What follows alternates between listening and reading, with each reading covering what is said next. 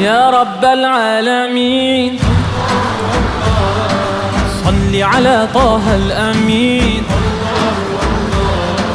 في كل وقت وحين املأ قلبي باليقين ثبتني على هذا الدين الله الله واغفر لي والمؤمنين حسبي ربي جل الله ما في قلبي غير الله نور محمد صلى الله لا إله إلا الله Allah. God bless you all. Thank you.